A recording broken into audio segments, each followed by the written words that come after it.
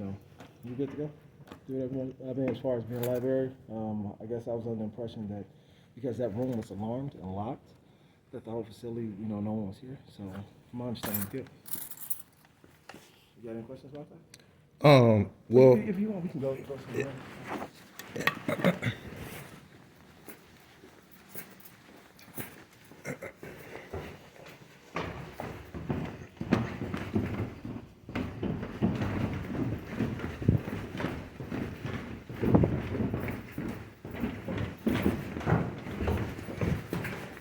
Yeah, so I think you may have thought that you were being targeted for something. Right. When you wasn't.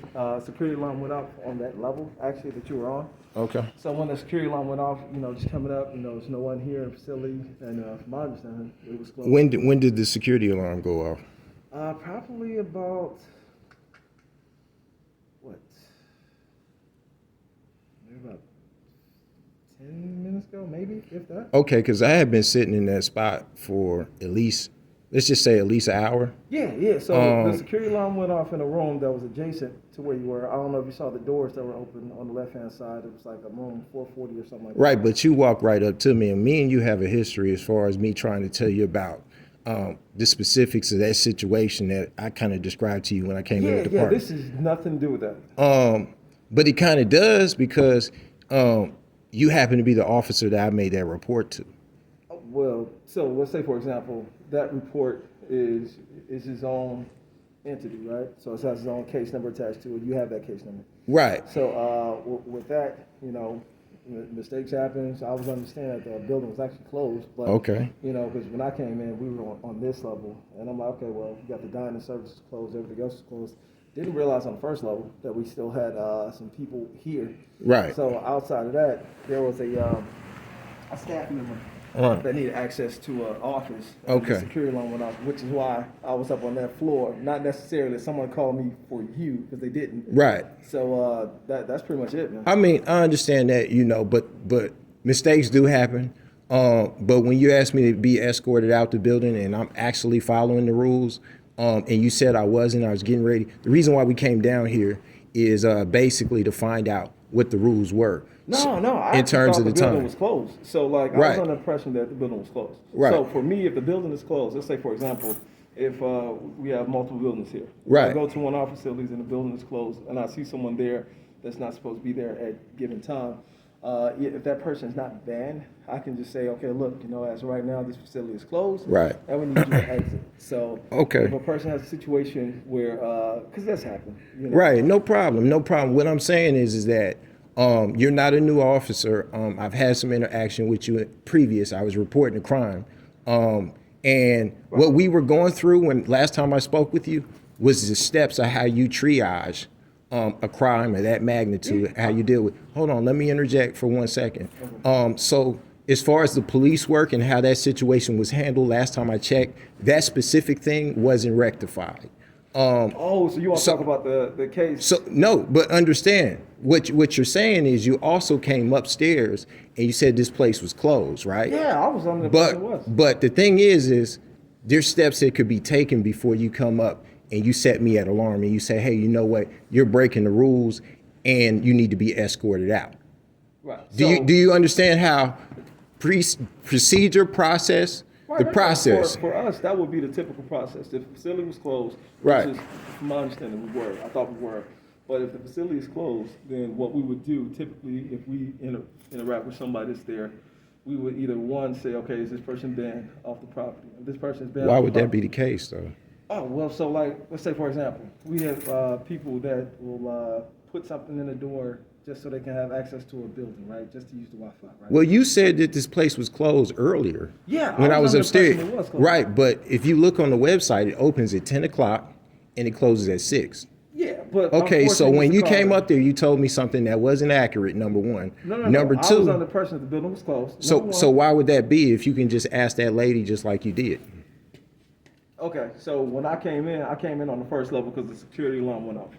I come in on this level. Everything is closed. No one's here on this level. So I'm under the impression the building's on. It's locked down. It's closed. Once I go upstairs to check on the security alarm, I address that situation and find out what's going on with the security alarm. Then I come around the corner and I see you. So I'm under the impression that everything is locked down and the building is not open at this point. So the building isn't open and I see someone who's not supposed to be in that facility. Yeah. We're all done up there. Thank you. Okay, no problem. Sorry again for the hassle, man. No worries. I'll take care of it. All right, thank you. Hey, let me just say this, no matter what, I appreciate something that you did that was professional just now. Two things, actually. You removed me from the situation. You said I could talk to you down here. And there's a reason why, I'm just saying, I noticed this, and I appreciate that, Officer Williams, you know what I'm saying? Because that's an issue. There's a presumption of guilt when you're walking with somebody, law enforcement. And I just noticed, I'm just saying, I just noticed you just, hey, let's talk down here, whatever the case may be. Yeah, so let me just make that point known, right? So I appreciate you doing that, and that to me is you taking the extra mile. Man, I got to disarm and diffuse whatever mistake that was made possibly. Yeah. But what I'm saying is, to me, the beginning at the first part of it, walking up to me, there's a presumption of guilt. We walking together, law enforcement, people will look at it and say, well, there's some impropriety He here. did something. Okay. Right. So like for me, what I try to do, if I'm addressing anything, I try to handle on the lowest level if I can. Right. So if it was a situation where the building was locked down and closed, and it's like, okay, well, no one's supposed to be here. If I can escort you out and say, okay, look, if you're not banned. So like I said, the whole banning thing, we would ban somebody from the property if we found that that person is problematic and or has had issues in the past or done something that was disruptive, right? So if someone, I'm not saying, definitely not saying you did this, but let's say, for example, we had a person that has been known to be in places where they're not supposed to be when the building is closed. We would address that person and say, okay, now you've been banned from NIU property. Right? Okay. So with those, that person would be arrested for criminal trespass. But with this situation, like I said, I was under the impression that the building was locked down just because we did get the security alarm off. And I came down here, and I'm like, okay, no one's here. I get upstairs. But you mentioned several things that wasn't true in my interaction with you, is what I'm saying. What was that? Well, first and foremost, you said the building had been closed and there I was under the wasn't. impression the building was closed. I was. Okay, so whoever told you that, there probably needs to be a report made of that also. Yeah, no. It's not that someone told me specifically. Because at some point, what I'm saying is because I've had interactions with you before, it becomes harassment. Yeah, right? I mean, I think. Do you understand the difference between? If you have a situation where you feel like you're being harassed by me by any means necessary, I have a supervisor. You contact my supervisor. If you feel like you've been wronged in any way, where this situation was not handled in a professional manner, feel free to contact our department. That's totally on you. I'm not disputing anything, and everything that I've done is, of course, you have everything recorded. So with things being recorded, my interaction with you was more so that, okay, if this building is closed, that what would typically be done is, okay, we either escort this person out or... Let me interject one more time. I'm recording this, but I noticed you also cut your body camera off. Why is that? Yeah, my body camera was cut off when I stopped the initial call with the security alarm went off. Right, but you caught the conversation with me and you upstairs, but you didn't capture the conversation where she mentioned the time.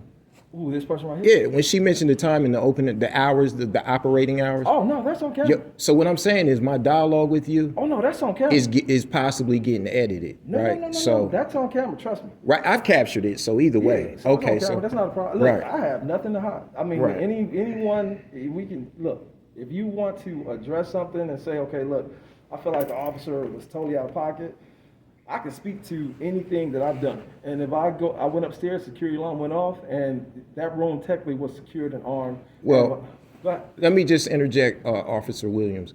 The crime that I was telling you about before also had some impropriety that was mentioned to you directly. So internal affairs. See, I told you I was pro-police. So this should be a clue, is what I'm saying. I said, hey, you could take everything that I'm saying into account, but when I leave, right, there could be an issue because it's called internal affairs. They're also pro-police, right?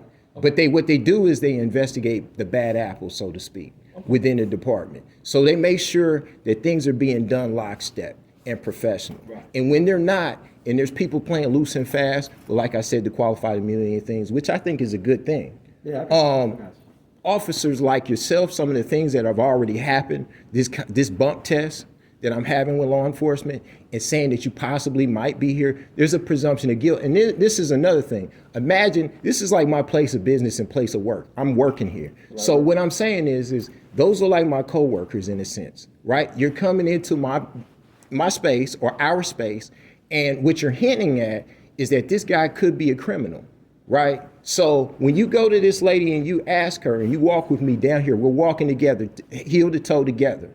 Okay, and you say, what are the operating hours? And they see us together. This is not something I've owned a business before, okay, right? So what I'm saying is when law enforcement is being called and you see the lights and the light up, people start to think, hey, there must be something going on with either this guy or this business, okay, right? There's a presumption there of impropriety, okay, right? And most importantly, what you mentioned up there, there's two things that wasn't true. And I know that far step by step, that's what I'm trying to find out. Do you guys do things by the book down here? Or do you do things a different way? Because this is the thing, when you told me step by step, it was like we was playing checkers, right? You said, if there's a crime, report it to IC3 right? Yes. Right, so the FBI, things of that nature. You mentioned other things, but it's like I'm playing checkers when you're trying to find out what it is that I know. And I know for a fact that there's steps that weren't taken. There's another officer within your department who captured it. So what I'm telling you is that, believe it or not, there's other people that are going to take account of everything that's going on, and you guys may have to deal with the issue internally still. I mean, I think, like I said, right? If you have any problems, you feel like you've been wronged in any way, I would say, you know, for me, I got a supervisor. If you want to contact our department, you want to feel like, you know, Officer Whitman did anything wrong, you have that ability. Like I said, ultimately, at the end of the day, I'm not finna sit up here and try to say, okay, I was, you know, did that maliciously. Right, but you asked me where I'm staying. You asked me, see, they're questions. It's like, it's not an interview, right? So there's me being here in the library and I'm reading. Yeah, right, and you walk up to me and you say there was an alarm that was tripped, and then you start telling me things that are not true. No, the alarm was tripped. Okay, you don't have to prove that. What I'm saying is what you can't prove on camera. You mentioned it to me. You said. So you remember that guy that was just right there? Right. He was letting me know that the room that he was using needs to be armed again. That's what he was letting me know. Right, but I'm saying the working hours. Yeah, so you said I was here after hours, and then you also asked me another question to say when did I arrive today because the building had been closed all day. Yeah, I was under the impression the building was closed. That's just okay. Me. So where'd you come in? Is what I'm saying. Oh man, I came in through dock area. So it's an area, not the front door. Okay. So like in the dock area, you know, I come in through there, and you see all this down here, right? So if you look right here. All this looks closed, right? I mean, you can take the camera, take a look at it. Right. No, what I'm saying is before you walk up to me and you say you remove me, you extract me from the building. Why would the step be to extract me first? Right. To set me off first and say I'm hinting at the fact that like either you broke in or you're in a place where you shouldn't be because you don't know the working hours. This building is supposed to be closed. And then you turn around and you say, where you ask me where am I at, where am I living, where do I rest my head? Make sure you had somewhere to go. Okay.